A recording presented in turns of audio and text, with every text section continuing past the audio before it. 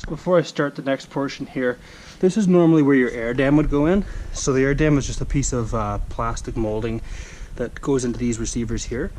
And it just kind of sits beneath the bumper and helps the air go underneath your bumper. I am going to be installing that, but I just don't have it here with me where I'm at. It's back up north where I live, so I'm going to be installing that when we get back up north. But this is where they'd normally be installed, on there. When you're working on the reinstallation of your bumper, because your bumper is nice and new, you want to try to keep it off the ground as best you can. Here all I've got is just going to be some cardboard on the floor that I'm going to set it down on.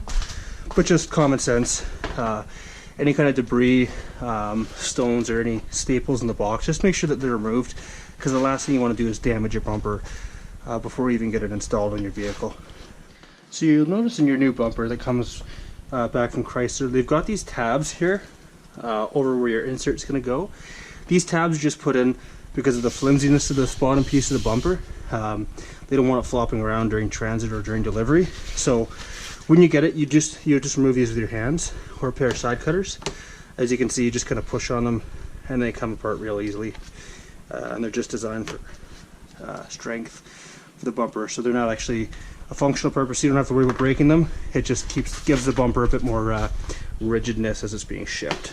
So let's pull those off real quickly, and we'll start installing our old, I guess, insert. So when you're installing the insert, you're just going to place it back just like where you had the old one, and you're going to line it up over these tabs, and you're just going to start pushing the tab back through the plastic portion of the bumper. Just going to kind of snap in. And as you're going, you're just trying to keep this bumper and the insert here is lined as best you can. As you can see, a couple of mine were broken when they came out, so I'm just going to do my best to get them all back in without damaging any further portion of either the bumper or the insert.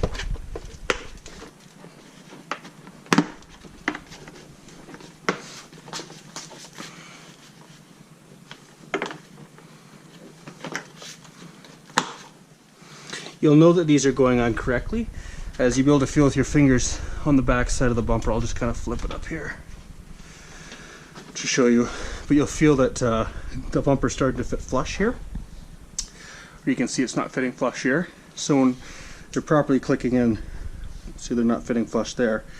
This is what you want to see here on both upper and lower and all around the sides. Next, we're going to be taking the upper portion, upper insert of the bumper, and bringing it over to the main portion of the bumper.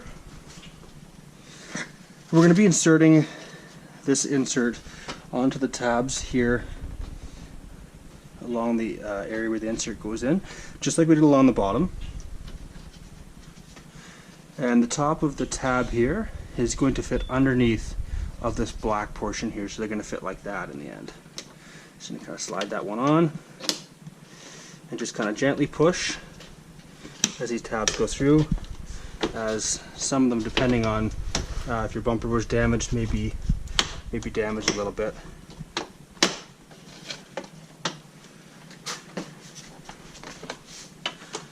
And you can just get them on there kind of in place first, and then worry about pressing them all in and getting them clicked in after that.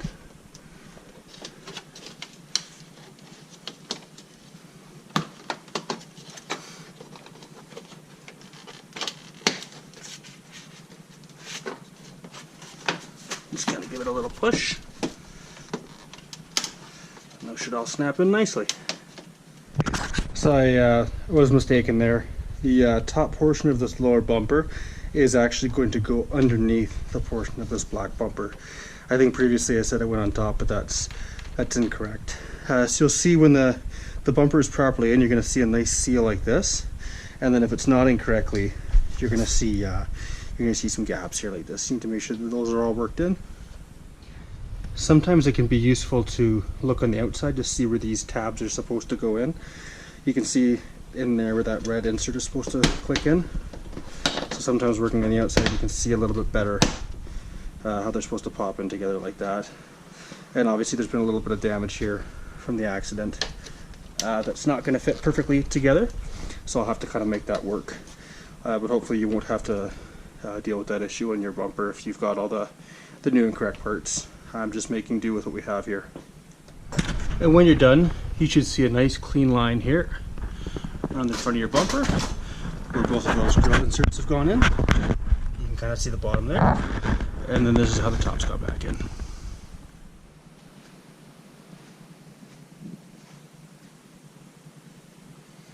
So our next step is going to be to take our fully assembled bumper and start to reinstall back onto the van. So I'm going to be taking the bumper here, just picking it up. It might be a little bit easier to do with two people, but I'm going to just set it down where it's going to naturally sit.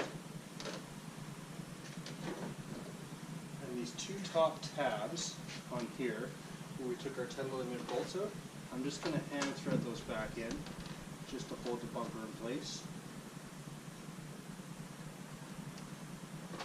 Just so it doesn't fall down on me when we're rebolting in the rest of it.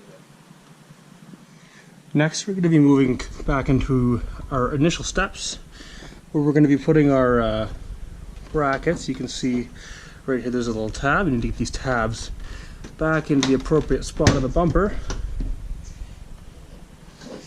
and get those back in there appropriately in each location.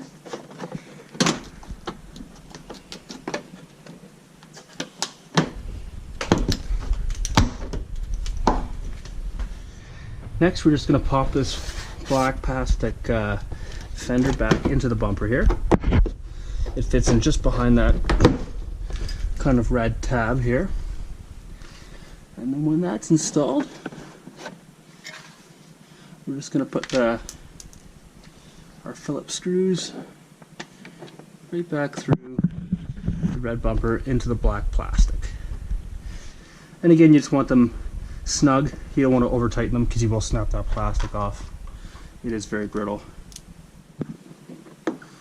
You'll see here I'm just pulling out on the black plastic a little bit just to help the pre-drilled hole to line up properly. So back on the driver's side, we're going to start by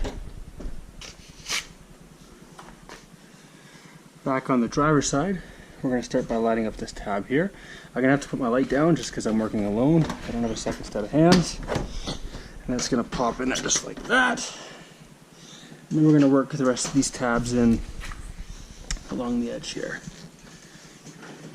And we're going to push the other plastic tab back behind the bumper where it's going to be attaching with those small Phillips screws. So now we're going to take our 10mm bolt, put it back up through that black plastic tab. Start off by finger tightening it, just because we don't want to get it so tight that we're going to snap that plastic. Then we're going to insert our two Phillips screws through the bumper into the black plastic piece here. You'll have to hold it in place probably with the other hand just so that it goes in properly. Top of the bumper.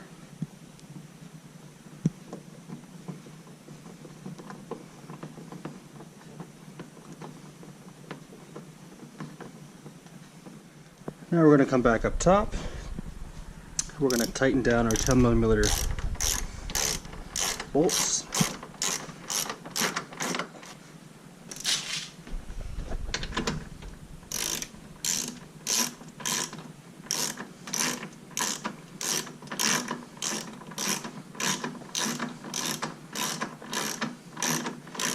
As you can see, mine is broken here. I'm going to be making that repair later, but for the sake of this video, I'm just going to put it back together. And once both of those are tight, you can take your plastic clips back out. These little things are here. You're going to put one in here.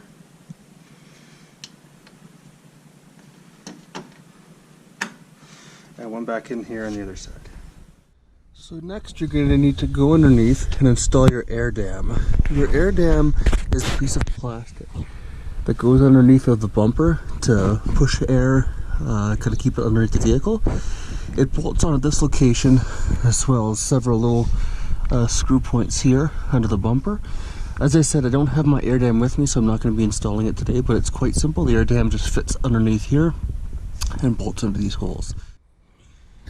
Depending on your model of van, if you have an RT like mine or some of the other subsequent models, you'll also have fog lights that you'll have to reinstall. So just make sure that you go back underneath and take the wiring harness and plug it back into the light like this.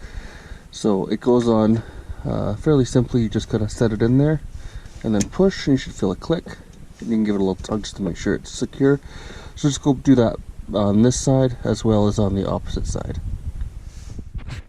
And there you have it, the complete reinstallation of a front bumper on a 2016 Dodge Grand Caravan. Like I said, I believe this is the same for the Dodge Town & Country, as well as other years of the Dodge Caravan and the Chrysler Town & Country. I hope this video helped you out. If it did, please give it a like, and remember to subscribe to my page.